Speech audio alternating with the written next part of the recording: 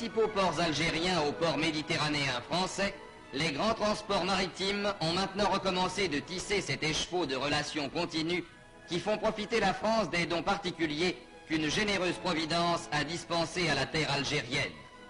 De décembre au milieu d'août, les quais de Marseille, la rade de Sète, éternellement inondée de soleil, les bassins de Port-Vendre voient arriver les puissantes unités de cette véritable escadre commerciale qui apporte en France, et de là souvent plus loin, d'énormes quantités de fruits et de légumes frais.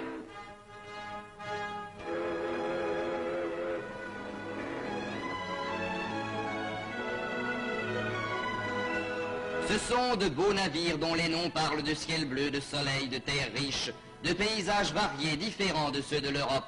De beaux navires dont les flancs recèlent ces richesses sensibles aux plus délicats que sont les primeurs et les fruits. Des primeurs et des fruits venant du pays lointain qui les produit grâce à un climat généreux, au labeur acharné de tous ses fils et dont la vocation est de les produire et de les exporter à une époque où d'autres pays moins favorisés en sont privés. Car alors que l'hiver sévit encore sous le ciel européen, l'Algérie récolte à profusion pommes de terre, carottes, artichauts, pois, haricots verts, tomates.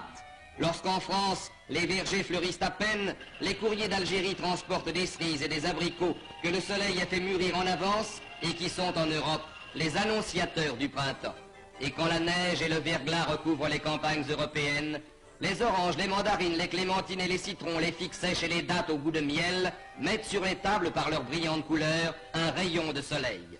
Citons quelques chiffres. Au cours de l'automne et de l'hiver 47-48, l'Algérie a exporté 900 000 quintaux d'agrumes, 200 000 quintaux de dattes, 370 000 quintaux de figues sèches. Au cours de l'année tout entière, plus de 2 millions de quintaux de fruits et de légumes frais. Pendant le seul printemps de 1948, 700 000 quintaux de pommes de terre nouvelles apportées d'Algérie ont été déchargés par les palans des ports français et britanniques. À point important s'il en est, apporté au ravitaillement des populations privées à ces époques de légumes et de fruits. Intervention d'une valeur plus importante encore dans la nourriture des enfants, qui peuvent trouver en plein hiver, dans la friandise éblouissante d'une orange ou d'une mandarine, les vitamines indispensables qui les protègent des maladies et assurent leur développement harmonieux. Mais au temps où nous vivons, le courrier maritime n'est qu'un lent marcheur lourdement chargé. L'avion possède d'autres mérites qui passent dans les mots rapidité, vitesse. Et dans l'air, les courriers d'Algérie tracent un autre réseau dont les fils s'étendent aujourd'hui jusqu'aux capitales du Nord. Chaque jour, les aéroports, ces grandes gares aériennes des villes d'Europe, peuvent voir se poser les cargos de l'air qui, sans secousse et sans heurts, apportent en quelques heures les primeurs et les fruits récoltés la veille. C'est que l'avion est le transporteur idéal des produits de qualité dont l'Algérie peut se targuer d'être la grande productrice. Les conditions de fraîcheur, de stabilité, de transport rapide et parfait sont par l'avion garanties. Sans délai, fruits et primeurs peuvent passer du centre de production algérien au centre de consommation européen. Et les tables d'outre-mer peuvent se couvrir, comme dans les légendes, de fruits et de primeurs qu'on vient de cueillir au jardin, bien que le jardin soit à plus de 2000 km.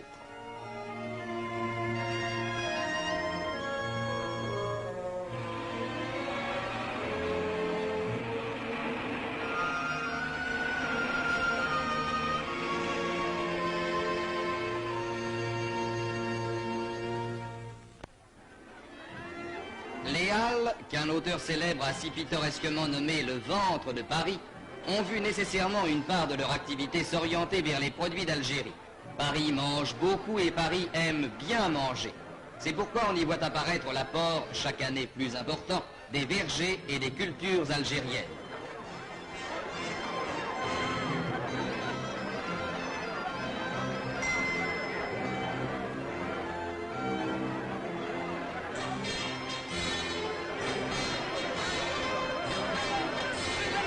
Mais Paris n'est pas un exemple isolé. Toutes les grandes villes aujourd'hui veulent participer aux dons de l'Algérie. À l'ombre de Notre-Dame de la Garde, Marseille connaît sur ses marchés les produits algériens dont les pittoresques peseurs jurés, à l'aide de ces balances romaines dont l'antique fossé garde le culte, vont d'éventaire en éventaire certifier le poids.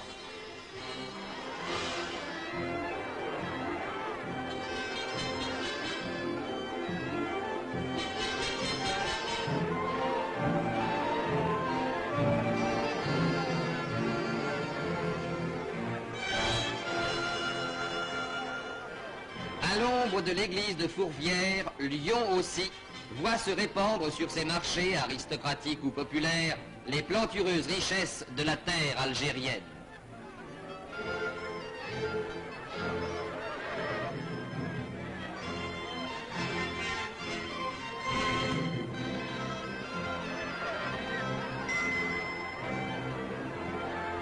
Et partout maintenant, les vitrines des magasins de qualité se font honneur de présenter à leur clientèle ces produits choisis dont la sélection certifie ou confirme la qualité et dans la production desquels l'Algérie tient la première place.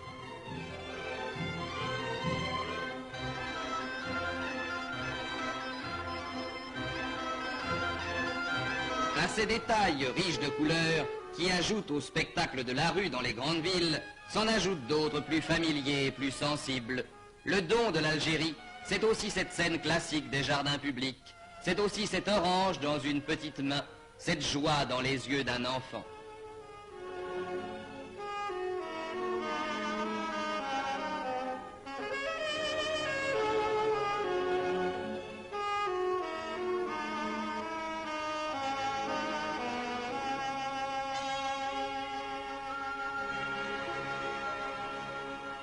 C'est que tout a changé sur cette terre où voici moins de 100 ans des marécages s'étendaient un peu partout, couvrant des milliers d'hectares de terrain, faisant régner en permanence le paludisme et les épidémies génératrices d'une effrayante mortalité, qu'on songe en effet que la mort fauchait régulièrement de 30 à 40% de la population européenne. L'Algérie, pouvait-on penser, devait rester en grande partie inculte et sauvage. On comptait sans l'effort français. À force de volonté, d'ingéniosité, de courage et de sacrifice, les marais ont pu être asséchés, les rivières endiguées et d'immenses espaces rendus aux cultures et à la production. Aujourd'hui, aux endroits où s'étendaient autrefois ces espaces stériles et malsains, s'étendent les vastes cultures qui font de l'Algérie une terre bénie, bienveillante aux hommes. Mais dans ce pays, l'eau est rare et par conséquent précieuse. Il faut pouvoir conserver celle qui tombe du ciel, qui dévale des pentes, enfle les rivières et les torrents et se perd dans la mer ou dans les sables. Dans ce but, un gigantesque programme de construction de barrages a été entrepris et réalisé. Chacun de ces barrages-réservoirs assure l'irrigation de vastes domaines dont le périmètre englobe quelques 20 000 hectares. Et l'on voit s'étendre chaque année sur les cartes la surface des terres irriguées, grandir les nouveaux domaines livrés à la culture.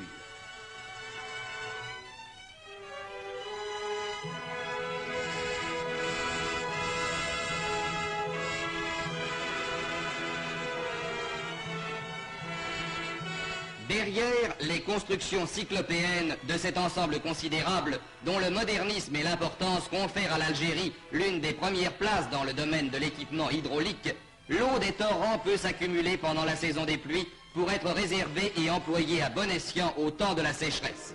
Un système étendu de conduites de toute taille, allant du large canal à la simple rigole d'irrigation, s'étend et se diversifie dans le périmètre d'action du barrage pour assurer la fertilité des terres. Ainsi, dans ces plaines fertiles, dans ces vignes immenses, l'Algérie recueille-t-elle aujourd'hui les fruits des efforts prodigieux de tous ses fils, venus de la métropole ou nés dans ce pays, qui communient dans le labeur fécond et l'activité créatrice. Mais à côté de ces immenses domaines, voués à des productions de base, l'Algérie devait bientôt s'apercevoir que son sol lui assurait d'autres gages de succès. Sa fertilité et les particularités du climat lui promettaient d'autres destins que ceux d'une Beauce ou d'un Languedoc, terre vouée aux cultures industrielles du blé ou de la vigne. L'Algérie, elle, pouvait se diriger vers la qualité. Et la vendange n'est pas seulement ici la cueillette brutale des grains destinés au pressoir, mais le ramassage plus délicat des chasselas qui peuvent rivaliser avec ceux des treilles les plus célèbres. L'olivier a fait des progrès, et dans le nombre et dans la qualité. Car l'olive n'est pas seulement la pulpe qui produit l'huile la plus parfaite et la plus parfumée, mais aussi le fruit qu'on trouvera au début du repas sur les tables bien servies et qui activera l'appétit.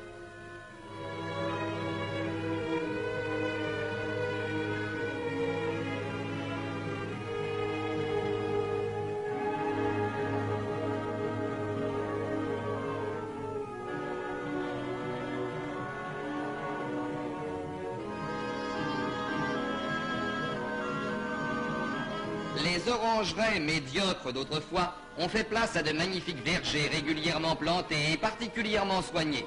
Et l'heure de la cueillette de ces fruits d'or, qui ressemblent à ceux dont parle la légende des Hespérides, est un spectacle bien fait pour évoquer les terres bénies, où l'abondance et la beauté se confondent dans le décor de lumineux jardins.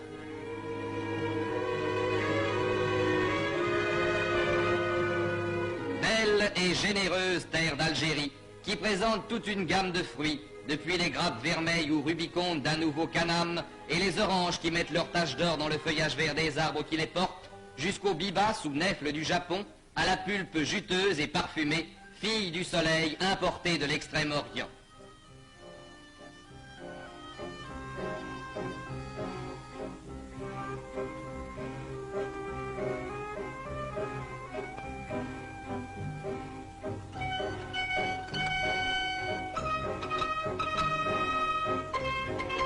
Belle et généreuse terre d'Algérie, qui offre sur les routes du sud ses étonnantes palmeraies, symphonies d'ombre et de lumière, surgies comme par miracle des sables brûlés du désert.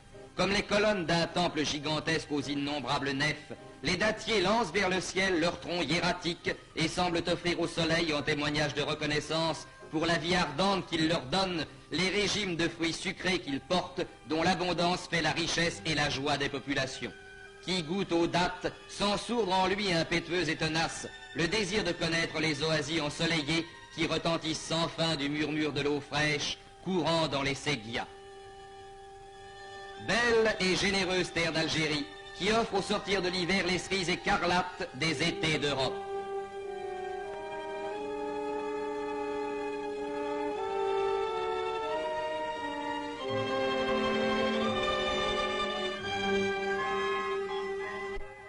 Belle et généreuse terre d'Algérie. Elle a créé dans ces 40 dernières années un jardin magnifique auquel la vieille Europe fait appel pour pouvoir consommer des produits de choix. Ces plantations d'artichauts rivalisent avec celles de Bretagne et de Provence et en dépassent la production en qualité. Ces plantations de tomates s'étalent sur de grandes superficies dans les plaines littorales et montrent leurs pieds chargés de fruits écarlates qui iront, après sélection et dans des emballages soignés, répondre à l'appel du consommateur. Car tous ces produits de choix ont droit à des soins particuliers, propres à préserver leur qualité et leur fraîcheur, à leur faire tenir avec avantage le rôle d'ambassadeur de la qualité algérienne auquel ils sont destinés. C'est pourquoi, et de plus en plus, s'est instauré en Algérie un vaste effort de sélection, de conditionnement et de présentation destiné à entourer de toutes les garanties désirables les produits qui doivent faire son renom et servir sa prospérité. Aussi, sont-ils traités avec soin, suivant des règles qui en fixent les standards, qui en exigent un tri soigneux, une présentation parfaite, dans des emballages judicieusement choisis pour chaque type de fruits ou de légumes. Ces opérations délicates sont poursuivies dans des ateliers bien équipés, dirigés par des gens avertis qui comprennent la grandeur de leur tâche et la nécessité impérieuse d'une belle présentation. Le fardage, cette plaie hideuse du commerce, a disparu en Algérie.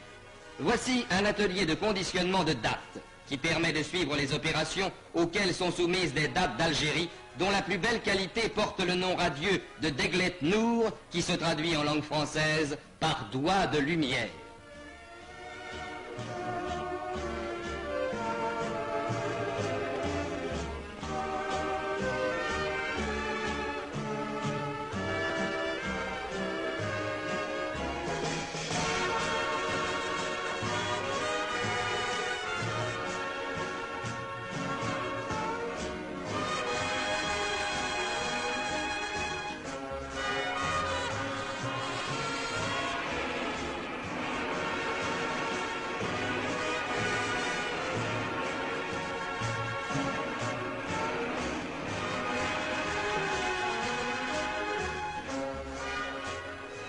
Voici pareillement des ateliers où sont traités les oranges, les mandarines, les clémentines, lavées, séchées, brossées, calibrées mécaniquement, triées et emballées avec soin dans des caisses ou des cajots. Ces fruits merveilleux qui font la joie des petits et des grands arrivent sur les marchés d'outre-Méditerranée dans un état de fraîcheur remarquable.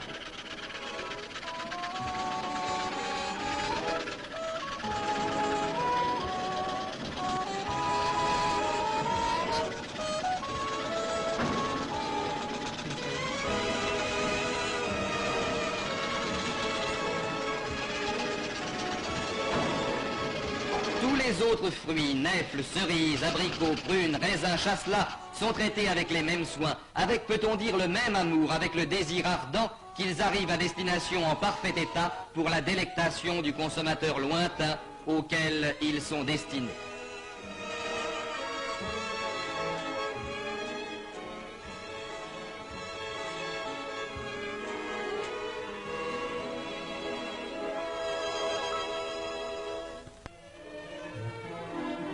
Mais la politique de qualité inaugurée il y a quelques 20 ans et poursuivie depuis sans relâche a besoin d'être protégée afin que l'Algérie conserve le renom qu'elle a su acquérir et demeure le pays de la qualité, le pays avec lequel les affaires sont faciles et saines, les transactions loyales, les relations durables. C'est pourquoi elle a accompagné la standardisation obligatoire de mesures de contrôle qui assurent le respect de la réglementation instituée. Ces mesures de contrôle entrent dans les attributions des fonctionnaires de l'Office algérien d'action économique et touristique, plus connu sous le nom d'OFALAC, et qui est placé sous la haute autorité du gouverneur général de l'Algérie.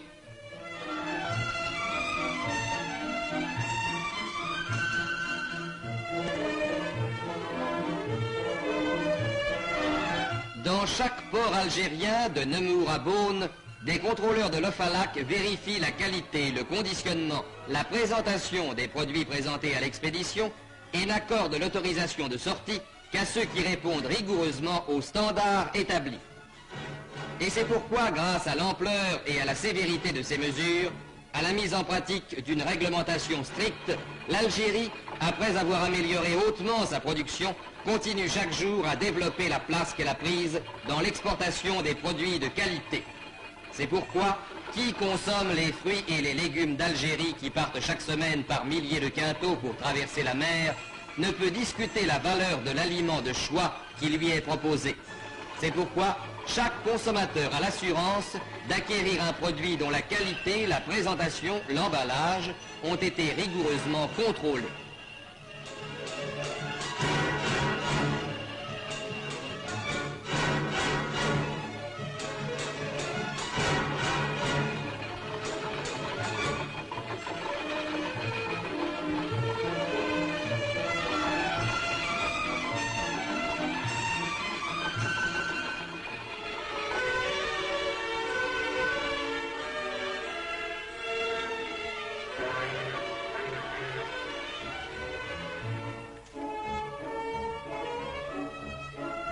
L'innovation de l'envoi par avion n'a fait qu'amplifier et développer le système de contrôle établi dans les ports.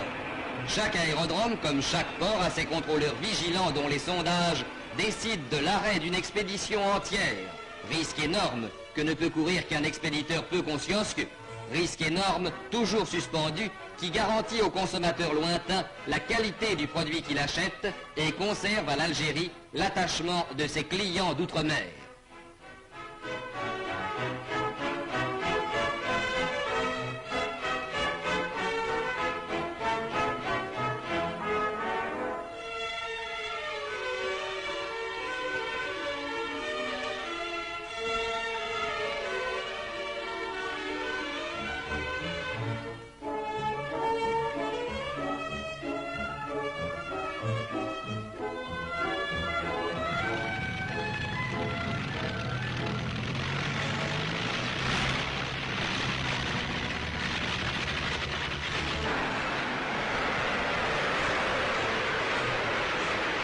Ainsi, l'Algérie s'est-elle, dans la grande bataille économique, acquis des possibilités nouvelles d'expansion et de succès en jouant avec maîtrise la carte de la qualité. Et le plus bel éloge qu'elle convoite est celui qui se traduirait devant un beau fruit par une phrase toute simple et qui viendrait inconsciemment aux lèvres, une petite phrase toute simple qui serait « c'est un produit d'Algérie ». Cette petite phrase est en train de s'imposer parce que par la volonté et les efforts de tous ses fils, l'Algérie est vraiment devenue le pays de la qualité.